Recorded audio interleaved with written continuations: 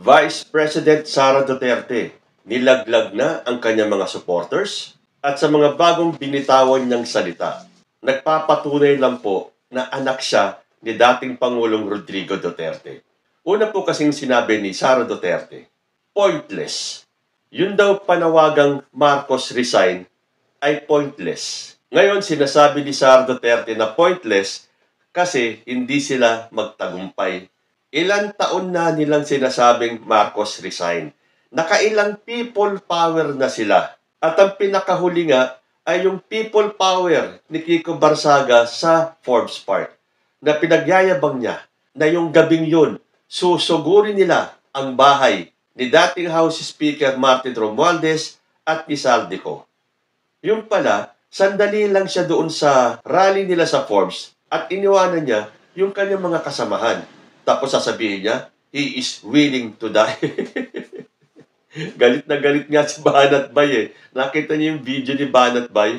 Kung saan tinatanong ni Banat Bay, na if you are willing to die for your country, bakit iniwanan mo yung mga kasamahan mo sa rally? Anyway, sa pagpapatuloy ng pagtawag ng mga alipores ni Sara Duterte ng Marcos resign, napatid na ang mga ugat nila sa liig, wala pa rin pong nangyayaring Marcos resign. Bakit? Iilan na lang kasi silang humihiling ng Marcos resign. Si Harry Roque nga, hindi na napagod-pagod magtawag ng Marcos resign. People power daw. Wala naman nakikinig sa kanya. Dapat kasi ang ginagawa ni Harry Roque, umuwi siya ng Pilipinas, saka siya magsisigaw ng Marcos resign. Dapat pangunahan niya. Sa bagay, no, andito pa naman siya eh. Hindi ba no, andito siya sa tuktok ng flyover dyan sa EDSA? Nang hihikayat na siya na pumunta yung mga tao sa EDSA, wala namang nakikinig sa kanya. Ibig sabihin, pointless po talaga. Diyan tumama si Sara Duterte. Pointless. Wala pong patutunguhan yung Marcos resign na lang. Kaya lang, halatang halata naman. Kaya nasabi yan ni Sara Duterte dahil nakikita niya wala talagang patutunguhan na hindi sila magtatagumpay na pag-resignin si President Bongbong Marcos. Kahit na idikit pa nila ang pangalan ni Marcos dyan sa anomalya ng flood control, wala pong Marcos na magre-resign. Bakit? Dahil alam ng tao na itong mga ginagawa ni Sara Duterte ay pagtatanim lang ng intriga. Tulad ng inamin ng kanyang amang si former President Rodrigo Duterte na nung panahon nila, they plant the evidence. They plant the intrigue. Puro intriga lang na minana ni Sara Duterte. So kahit nakakulong na si Digong sa ICC, yan pa rin ang ginagawa ng kampo ni Sara, ang magtanim ng intriga. So, nung hindi magtagumpay ang kanilang panawagan na Marcos resign, ito na ngayon si Sara Duterte. Hugas kamay. I never said Marcos resign. Ang sinabi ko, unang-una, magpa-drug test siya. Drug test issue na sila ang nagtanim ng intriga. Panahon pa ng kampanya ng 2022 presidential elections, nagtanim na si Rodrigo Duterte ng intriga na may isang presidentiable na gumagamit ng cocaine, na isang drug addict, na isang user, na hanggang ngayon, yan pa rin ang naratibo ni Sara Duterte. Bakit? Sino ba kayo? Sino ba si Vic Rodriguez para hilingin na magpa-drug test si Bongbong Marcos? Bago pa yung eleksyon ng 2022, tingin ko yata si Bongbong Marcos lang ang nagpa-drug test. Hindi isa, kundi 2 beses. Pero siyempre, itong kampo ni Sara Duterte, kailangan yung intriga tuloy-tuloy yan. Kailangan i-instill natin sa isipan ng taong bayan, lalo na sa mga DDS, na si President Bongbong Marcos ay bangag at drug addict. Pero galing na rin sa tatay niya, ilang beses ng laban-laban, bawi-bawi. Sasabihin ni Digong, meron tayong drug addict na presidente. After a few days, sasabihin niya, wala akong sinabing addict si Bongbong Marcos. Sasabihin nila, nasa PIDEA list ang pangalan ni Bongbong Marcos. Tapos sasabihin ni Digong, a few days after, wala sa listahan ang pangalan ni Bongbong Marcos. So, patuloy lang po ang naratibo nilang bangag ang ating presidente, kailangan magpa-drug test ang ating presidente, tapos na po siyang magpa-drug test. So, sino kayo para utusan ang ating presidente? Nung panahon ninyo, Hindi ba?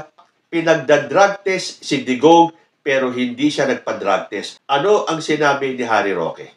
Walang pwedeng pumilit sa presidente kung magpapa-drug test siya o hindi. O bakit ngayon pinagpipilitan ni Sara Duterte na magpa-drug test si President Bongbong Marcos? Kaya kayo nawawalan ng suporta ng taong bayan. Paiba-iba kayo ng sinasabi. Hindi lang paiba-iba. Kung hindi, meron kayong sariling batas. Dapat yung pag kayo ang gumawa, okay. Pero kapag kalaban ang gumawa, mali. Hindi pwede yan. Magpa-drug test ka. Yung tatay niya hindi nagpa-drug test, okay lang kasi presidente yan. Walang makakapilit na magpa-drug test si Digong nung panahon niya. Pero ngayon, sa panahon ni President Bongbong Marcos, dapat siyang magpa-drug test. Kasi betrayal of public trust yan. Anong tawag yun nung panahon ni Digong? Yung kay Bongbong Marcos, betrayal of public trust. Pero yung kay Digong, okay lang. Walang pwedeng pumilit. Kaya ka nasisira, Sara Duterte. Bumabalik lang lahat sa inyo ang mga binabanat nyo kay President Bongbong Marcos. Naglabas na nga kayo ng ebidensya, yung peking polvoron video. O hindi ba, napahiya lang kayo sa taong bayan at sa buong mundo na pinakalat yung peking polvoron video na ang mga DDS lang ang naniwala na si Bongbong Marcos yung nasa video. Dahil kahit na sinong nasa matinong pag-iisip, unang tingin pa lang sa video, sasabihin agad na hindi si Bongbong Marcos yun. Pero dahil sa bulag ang mga supporters ni Sara Duterte, napaniwala sila na si Bongbong Marcos nga yung nasa video. Napatunayang peke. Yun na. Wala nang masabi itong kampo ni Duterte. Ano pang sumunod? Wala na. Yun palang kay Cathy Binag. Yung flash drive ba ang tawag doon?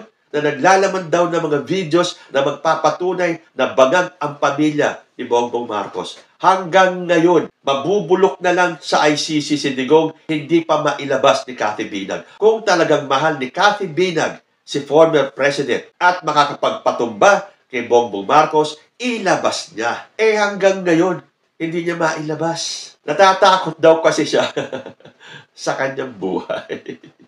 Akala ko ba, avid supporter kayo ni Digong? So diyan po makikita natin na puro kasinungalingan lang tong nasa panig ni Sara Duterte. Katunayan ng pagsisinungaling ni Sara Duterte, sinabi niya, I never said Marcos resign. Hindi daw niya sinabi o hindi niya pinagre-resign si Marcos. Ang gusto niya lang, magpa-drug test. Porque hindi nagtagumpay yung ilang people power nila, nakakasigaw nila ng Marcos resign, mula kay Harry Roque hanggang kay Chavit Singson, hanggang kanila Jimmy Bondoc, lahat-lahat na sila, Marcos resign. Tapos sasabihin niyo na walang kinalaman si Sara Duterte sa Marcos resign issue? Pero totoo bang walang sinabing Marcos resign si Sara? Panoorin po natin ito.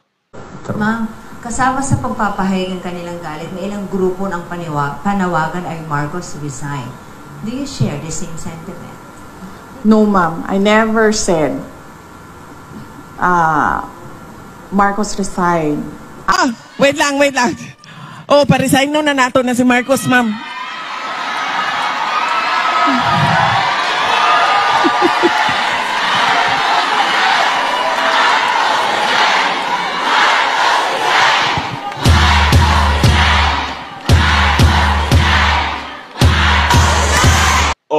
Di ba? Malinaw na malinaw. Pinagre-resign ni Sara Duterte si President Bongbong Marcos. Like father? Like daughter? So, maniniwala pa ba kayo kay Sara Duterte? At sa mga pinagdadaanan ni Sara Duterte, medyo iisipin nyo rin naman. Sa hirap ng kalooban na pinagdadaanan nila, sa sunod-sunod na unos na dumarating. At ang pinaka-latest niya, yung pagkaka-reject sa interim release ni former President. Makukulta po talaga ang isip ni Sara Duterte. Sa sobrang pagkakulta ng kanyang isip, kung ano-ano na lang ang lumalabas sa kanyang bibig. Pati ba naman, yung mga pinopost ng Billionaire Channel ay ko-questionin ni Sara Duterte. Bakit daw yung mga pictures ng mga kalaban niya ang gaganda? Mas maganda naman daw siya kaysa dun sa mga kalaban.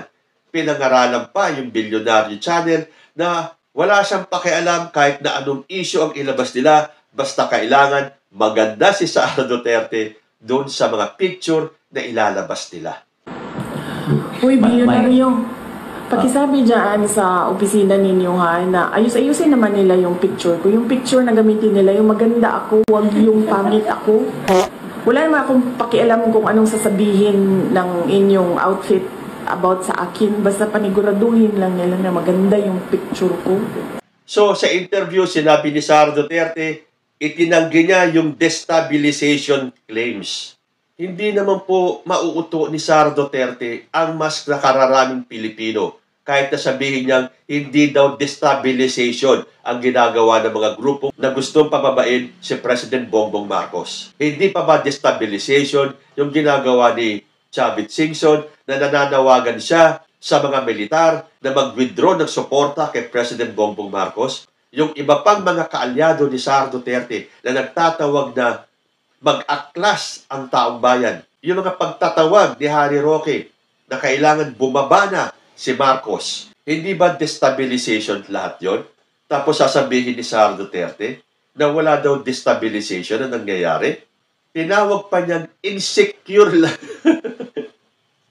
Tinawag niyang insecure lang daw ang administrasyong Marcos. Sino ngayon ang insecure, Sara Duterte? Hindi kayo magtagumpay sa pagpapababa kay President Bongbong Marcos, kaya iba na naman ang naratibo ninyo. Sasabihin mo, never mong pinagre-resign si Marcos. Pero ano yung sinabi mo dun sa rally? So para ka talagang tatay mo, sasabihin na meron tayong presidenteng bangag, tapos kinabukasan, hindi ko sinabing bangag si Bongbong Marcos. Ngayon naman, sasabihin mo, never kong hiniling na mag-resign si Bongbong Marcos. Pero sa isang rally mo, sinabi mo na kailangan mag-resign ni Bongbong Marcos. Di ba? Proud na proud kapag nakatayo habang sumisigaw yung iyong mga tao ng Marcos resign! Marcos resign! Tapos ngayon, sasabihin mo, pointless ang mga sinisigaw nilang Marcos resign. So kayong mga alipores, kayong mga DDS, kayong mga sumusuporta kay Sara Duterte, nagkakandapaos na kayo, nagkakasakit na kayo, nagkakagutom-gutom na kayo sa kakasigaw ng Marcos resign sa mga people power ninyo, biglang sasabihin ng leader ninyo na pointless lahat ng ginagawa niyong pagsisigaw ng Marcos resign. And yet, naniniwala pa kayo kay Sara Duterte?